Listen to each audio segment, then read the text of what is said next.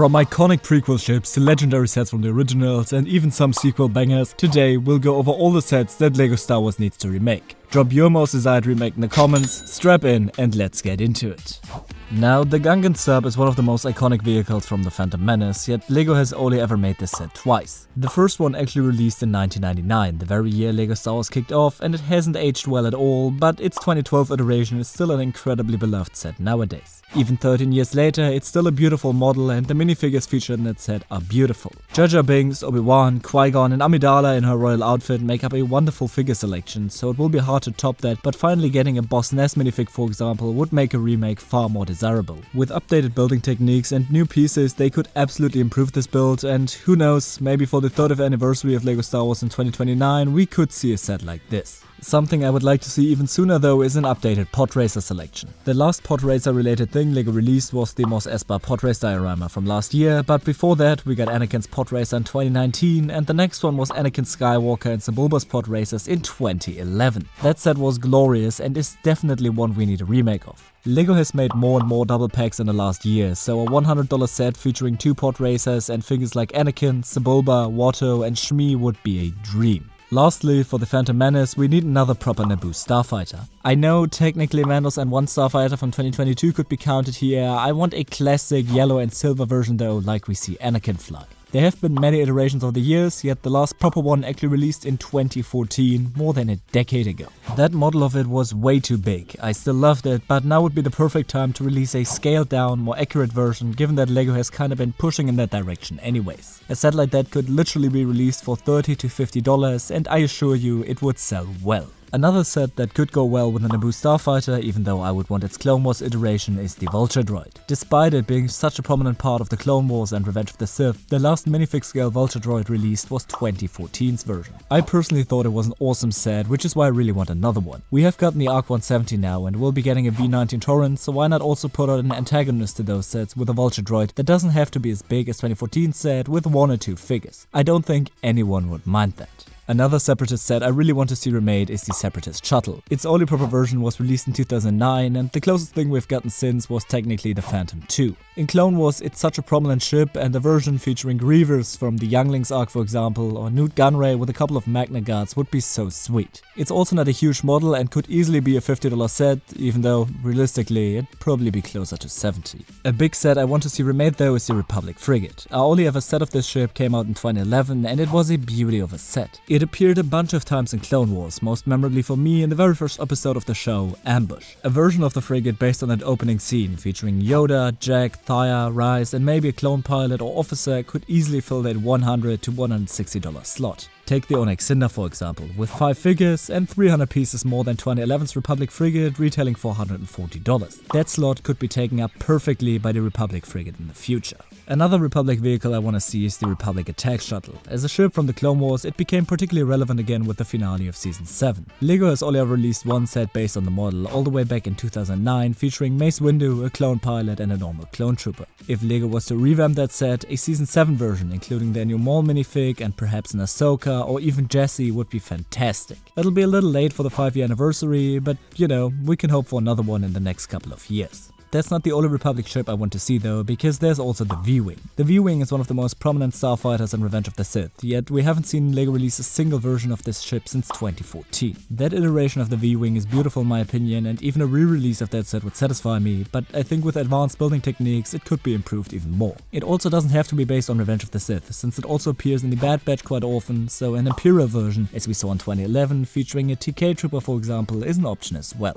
Moving on to a more random set though, we really need another Bounty Hunter Pursuit. Not only is this an iconic set, but it would also finally give us some minifigures we haven't seen in a very long time. Episode 2 Obi-Wan is a figure we got not too long ago, but we haven't gotten an Attack of the Clones Anakin since 2013, and Sam Wessel didn't appear in any set since the original Bounty Hunter Pursuit in 2002. It doesn't take more than those 3 figures and would give LEGO Star Wars another double pack to be released in the next couple of years for a retail price of anywhere in between $70 to $100. Another set we really need to see again is the Geonosian Starfighter. Geonosian sets have been entirely disregarded in the last decade, despite its presence in Episode 2 and one of the most famous Clone Wars arcs taking place on that planet. In fact, there were only 3 sets ever depicting Geonosian vehicles, and the Geonosian Starfighter is probably the most iconic.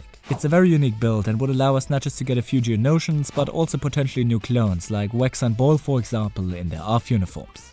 Palpatine's Arrest is another set in desperate need of a remake. It was definitely one of 2012's best sets, and not only did it have a fun build, it also had an insane minifigure selection. We haven't seen many of the Jedi featured in that set in a long time, which is why a remake of the set could finally give us minifigures like Kit Fisto, Sessetin or Agent Kolar again. Little fun fact, this set actually came second in 2009's fan choice competition behind the home one Mon Calamari Starcruiser, which became a set that year.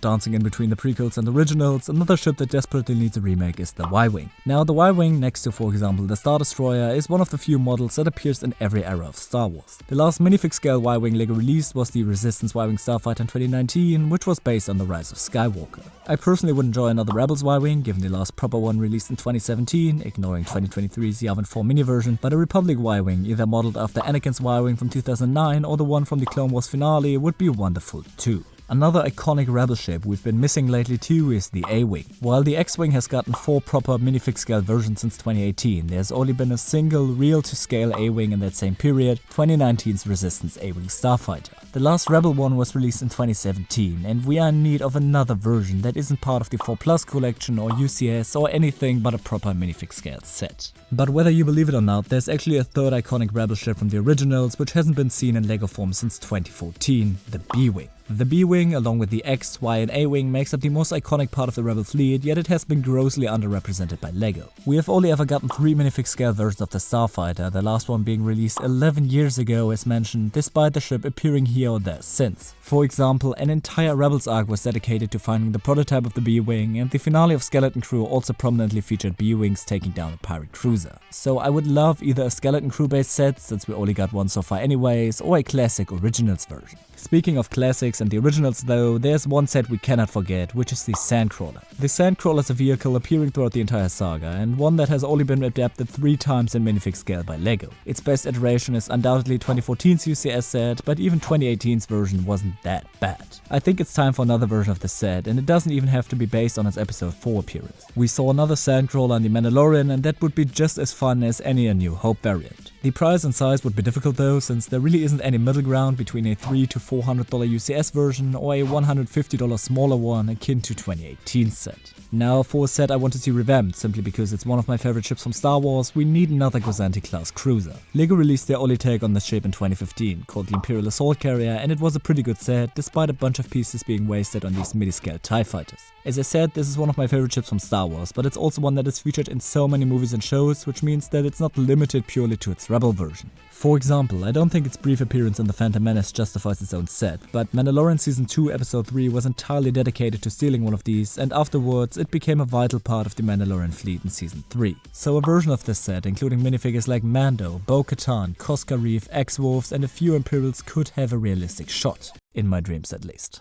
Another set I personally really want to see is the First Order Transporter. This was one of the first sets released for The Force Awakens and remains one of the best in my opinion. It's got a unique design compared to other gunships / troop transports, of which we need more anyways, and is a model featured in more than just the first sequel. The sequels don't get enough love from LEGO anyways, and a remake of the set could easily be based on the Rise of Skywalker, including Rey, Chewie and some Knights of Ren. Since the original set retailed for $90, I do imagine this would be more of a $100 to $120 set, which isn't a bad price range if you ask me for a build like this. For the second and last sequel set I want to be remade, I've got the Resistance Bomber. It's one of the most unique and memorable ships of the sequels, obviously being immensely important in the opening of The Last Jedi. I know it's a controversial movie, but it gave us some incredibly designed vehicles, and the Bomber is certainly one of them. Getting a set with almost the exact same figures from 2017 wouldn't be a shame at all, and it could also easily fit that $100 to $130 price range. Lastly, I know I said I didn't want any more X-Wings, but indulge me here for a second. I don't want another Luke's Red 5 X-Wing or Poe's Resistance version. For all those that have watched Andor though, I'm sure you also fell in love with the Partisan's X-Wing.